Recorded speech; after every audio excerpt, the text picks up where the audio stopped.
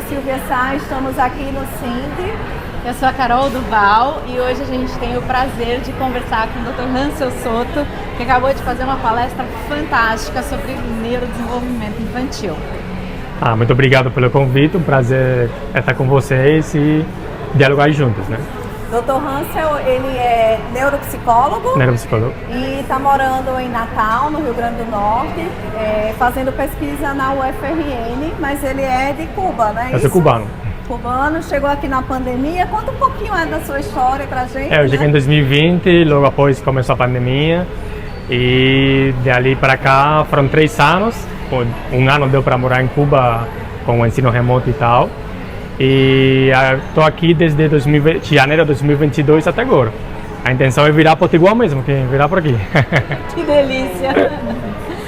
Dr. Hansel, na sua palestra você falou sobre o empoderamento familiar na avaliação neuropsicológica, tanto para que os pais deem informação para poder fazer uma avaliação boa, quanto para que eles consigam fazer a lição de casa em casa. Sim.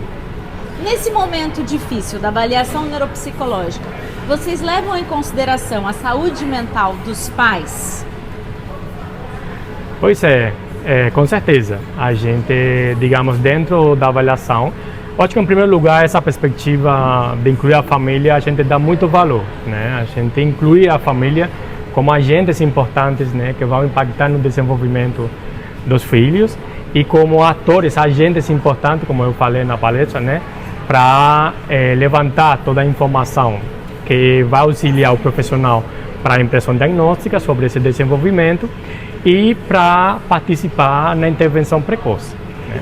Óbvio, o nível de engajamento da família nesse processo, ele vai variar, ele vai depender de diversas variáveis, condições socioeconômicas, né?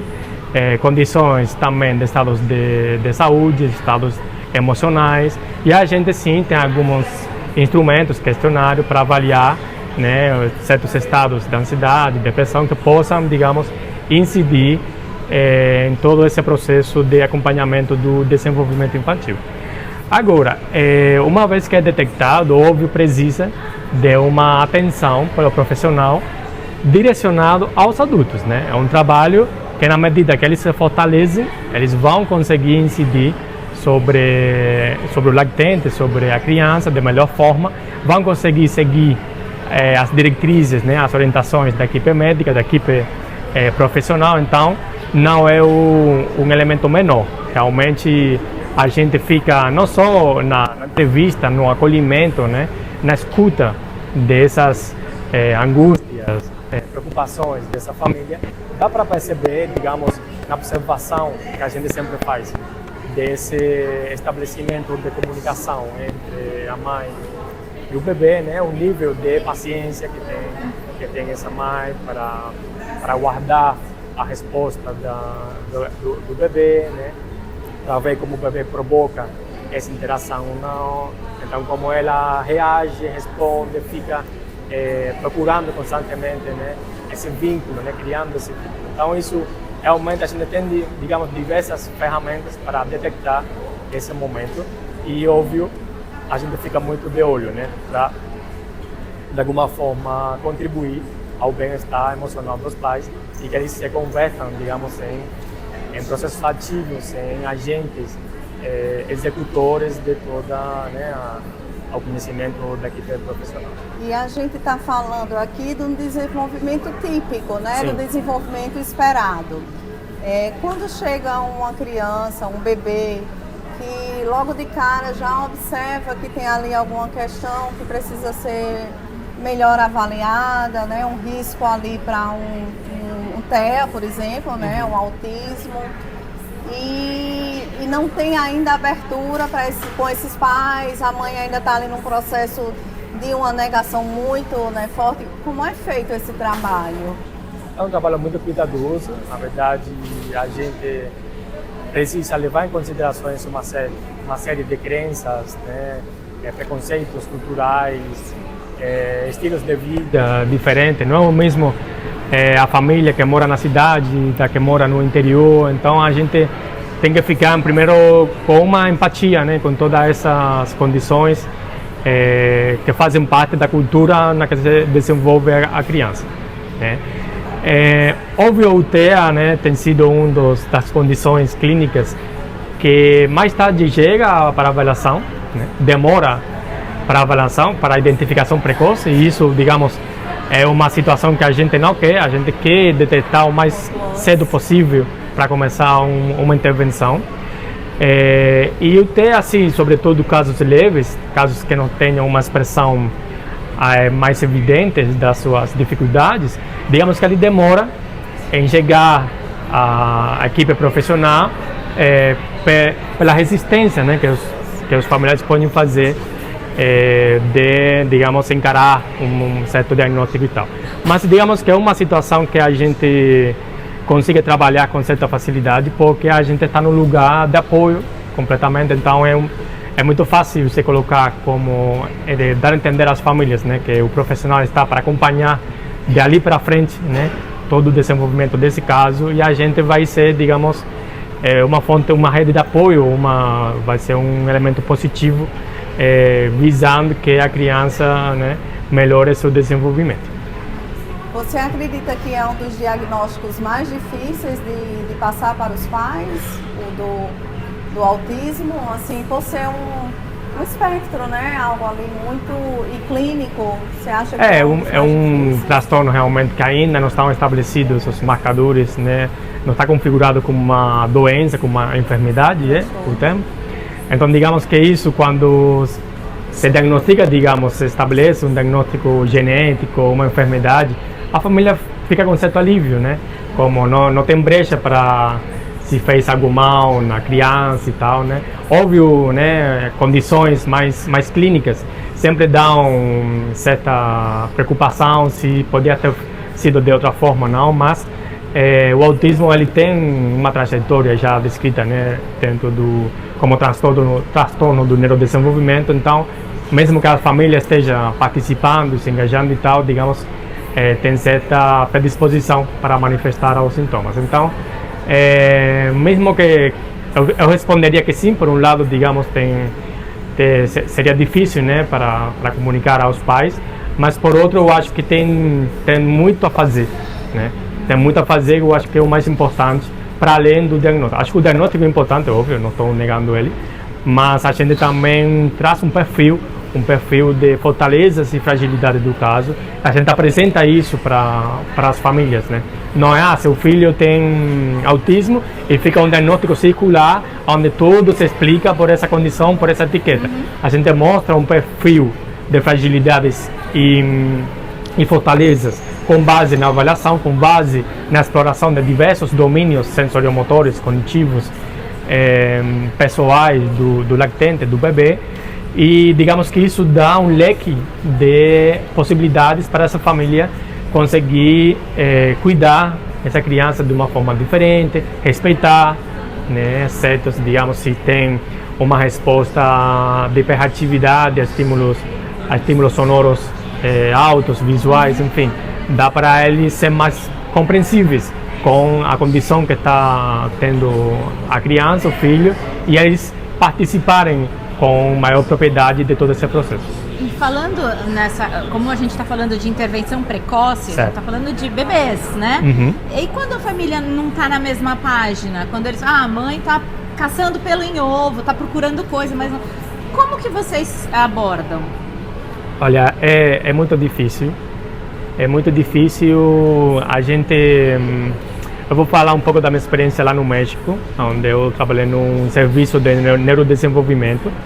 A gente fazia esse monitoramento mensal com a família, mas nesse empoderamento a gente ensinava as famílias como fazer os exercícios, sobretudo sensoromotores de controle do pescoço, do tronco, do tônus muscular, ficar em diferentes posturas, o bebê, né, que a gente ensinava às famílias que promoviam, que estimulavam o desenvolvimento. Mas há diversas realidades, né? Diversas realidades, como eu falei, socioeconômicas. Eu lembro uma família que me impactou muito, que de um mês para outro não percebia avanços, né? A gente perguntava o que aconteceu durante esse tempo, e ela falava que ela tinha que trabalhar, ela era mãe solteira, ela só bancava o cuidado do bebê, e o trabalho dela era tipo faxina, fazer faxina de casa, mas nesse momento ela tinha que deixar o bebê dentro no cercadinho. No cercadeiro, e ela não conseguia dar nem contato físico, né? Tinha outra que ainda trabalhava no campo e deixava a criança debaixo de uma árvore na sombra. Então, óbvio, estou falando de condições extremas, né? Mas tem, né? Mas tem essa realidade que vai para além do ideal, que a gente quer. O ideal é essa mãe, esse pai presente, participando, né, em todas os exercícios, as brincadeiras que a gente sugere. Então a gente tem um processo de sensibilizar, de educar, né, sobre a importância que tem nessa fase todas as atividades que a gente está sugerindo, né, que não é à toa que a gente está tentando sugerir essas atividades, essa intervenção precoce, e que isso vai ter uma diminuição de risco ao futuro, né? Que talvez eles não estejam enxergando esse momento futuro, que talvez vai ser mais, digamos, problemático em questões de cuidado, mais demandante. Então eles têm que se fortalecer como família, né, em todo esse cuidado. Algo que a gente vê hoje em dia, né, é a questão das telas. Sim. Né, do celular mesmo, que às vezes está lá a mãe dando de mamar. Sim. E olhando no celular, quer dizer, perdendo essa interação, esse vínculo com esse bebê, né? E a tendência é essa mesmo, nós estamos nessa tecnologia. Estamos mesmo, a gente não pode se iludir. Já está percebendo esses atrasos aí, eu vou dar essas problemáticas, né? Uma resposta pessoal. Acho que ainda estão começando as pesquisas para ver, né, o impacto que tem o uso de tecnologias de forma geral, né, no desenvolvimento. Eu dou um ponto bom e um ponto negativo. Eu acho que negativo, como você falou, tem tudo isso, né, que é a mãe, digamos, no momento de amamantar, de fazer o contato físico, não pode, digamos, estar atento ao celular, e é um estímulo visualmente muito forte para o bebê, e ele obviamente vai chamar a atenção dele. E tem pesquisas também falando que para um bebê de menos do primeiro trimestre, por exemplo, ainda um estímulo luminoso muito forte, né, dentro do próprio curso aí do desenvolvimento sensorial, visual. Então, assim, eu acho que sim, que tem que ter um cuidado no primeiro ano, na aproximação do bebê à tela e tal, sobretudo também da mãe, né, não estar atenta ao celular quando é o momento, né, da brincadeira, o momento da interação, que sobretudo a criança está esperando uma resposta dela, né, está provocando a mãe para que reaja, para que interaja com ela, digamos que não pode estar a mãe atendendo o celular. Por um lado, reconheço essas problemáticas, mas por outro lado, a gente também há diversas teorias do desenvolvimento infantil que dão um valor muito grande aos avanços tecnológicos, à cultura, né? O celular ele é um objeto, ele é uma inventiva da nossa sociedade, né? E ela precisa ser transmitida à seguinte geração. Mas quando vai ser o momento ideal para fazer essa transmissão, para ensinar, né, o uso do celular e tal? Eu sinto que ainda não está respondido, precisa ser trabalhado. Nem um extremo, nem o outro. Nem um extremo, nem o outro. Eu sinto também, por exemplo, que eu falei na minha palestra da questão da atenção compartilhada, né? A criança e o pai, o adulto, sincronizam a atenção para o mesmo objeto. E, por exemplo, já fiz isso com a minha sobrinha, com alguns casos também, a questão da selfie, por exemplo. Eles ficam muito espertos, eles sabem que a selfie ele vai estar representada ali. E eu acho que isso, de alguma forma, promove assim, um desenvolvimento simbólico, já aquela coisa de que há um dispositivo e depois eu vou aparecer nessa imagem. Eu acho que isso já começa a gerar certas associações, né, no nível simbólico e tal, que acho que promove, de alguma forma, o desenvolvimento. Só que, como eu falei no início, tudo com certa atenção, cuidado. De nenhuma forma os pais devem deixar a criança, né, só com o celular. Tem, por exemplo, quem deixa só com o celular sem ficar ligado, né, também eu acho que é nobre, né, isso.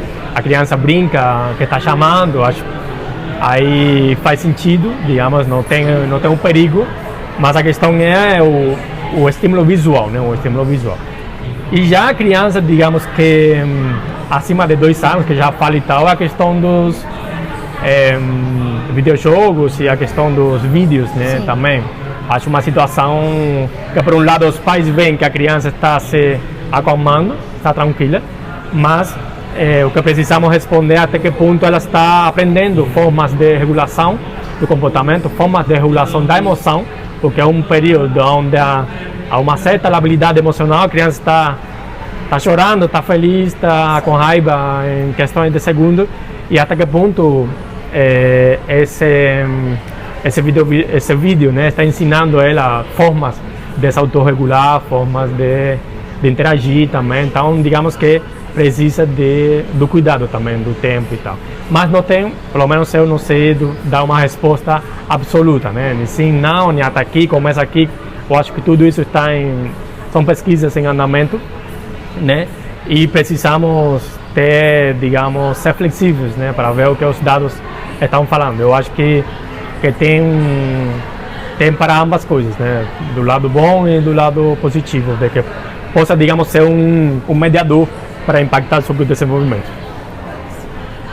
O que a gente percebe também é que nas próprias escolas, né, quando as crianças e os adolescentes têm ali muito acesso ao seu celular, ao seu tablet, eles não se relacionam entre eles, né? Fica cada um no seu cantinho.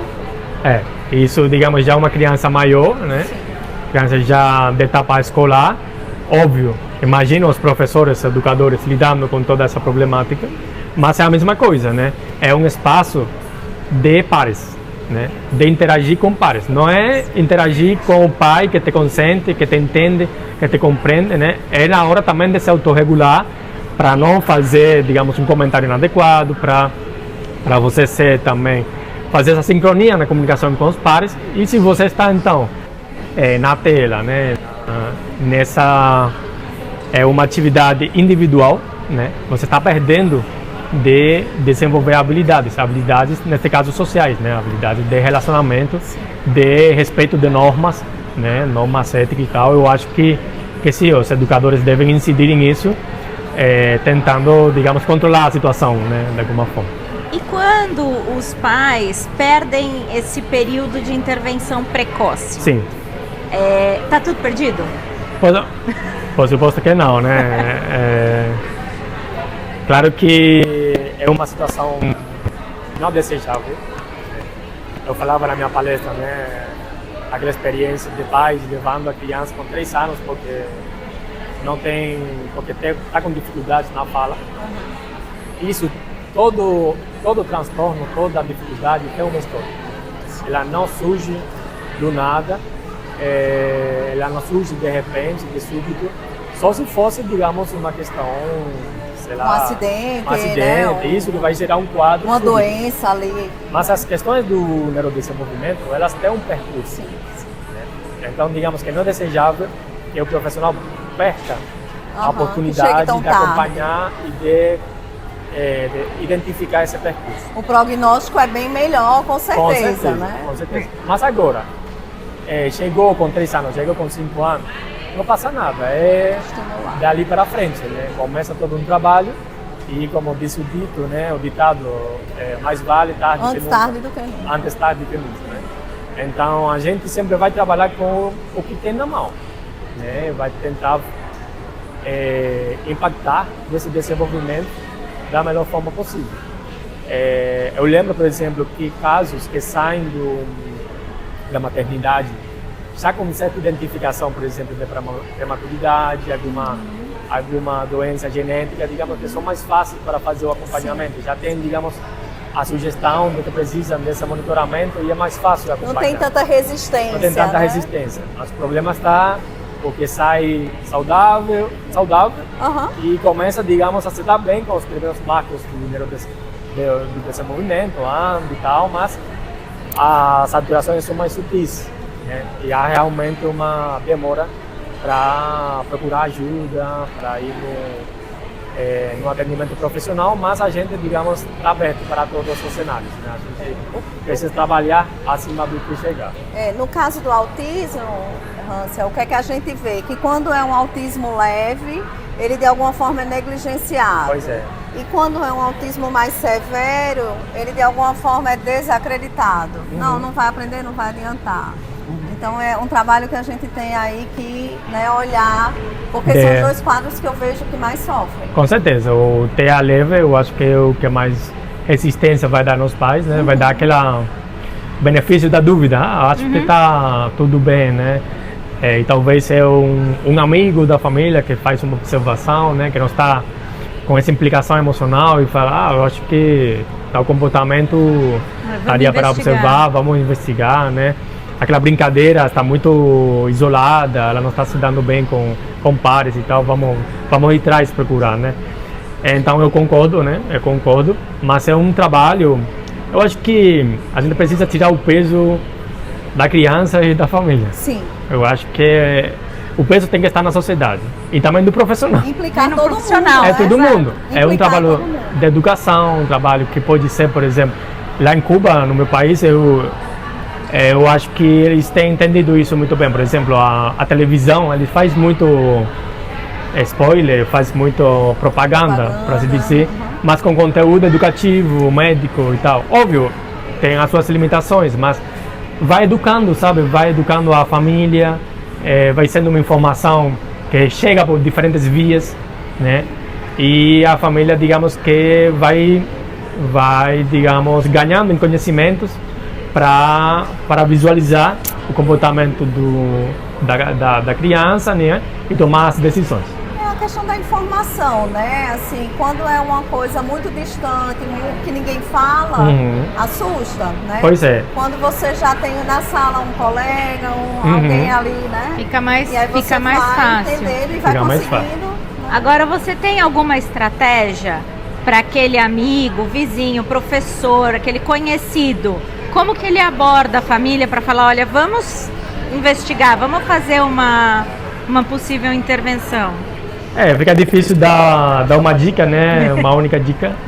Eu acho que essa pessoa, na psicologia, pelo menos eu acho que a gente tem uma máxima que diz, não mexa no que você não vai trabalhar.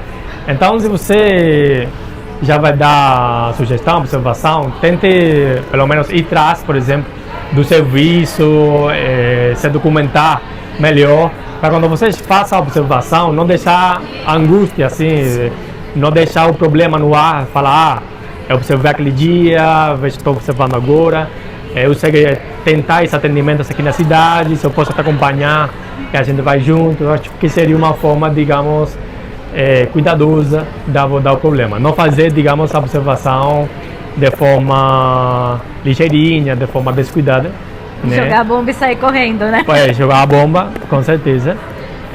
Até pelo que a gente falou, porque é uma implicação de todo mundo, de toda a família, de todas as redes de apoio. Então, que é bom que essa pessoa que detecte, que identifique, possa também sugerir opções, né, de profissionais para atender, acompanhar esse processo também, né?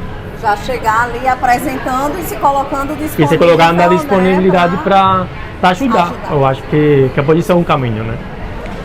Acho que é isso, né? Muito Foi um prazer. obrigada. Muito obrigada. Obrigado a vocês pelo convite. E alguma consideração? Não, eu acho que isso, né, complementa de alguma forma a fala que eu tive na palestra. Não consegui dar, digamos, maior foco à importância da família, mas a gente acredita que eles são agentes essenciais, né, estruturantes, né? Esse vínculo deles vai desenvolver habilidades na criança, então a gente precisa estar atento a todos esses elementos. Quem quiser te encontrar, como que te procura? Bom, agora eu estou na academia, estou finalizando o doutorado, mas a intenção é ficar por aqui em Natal e vamos ver ano que vem, já espero estar inserido, né, alguma instituição e tal. Perfeito. Muito obrigada. Obrigada. Nada.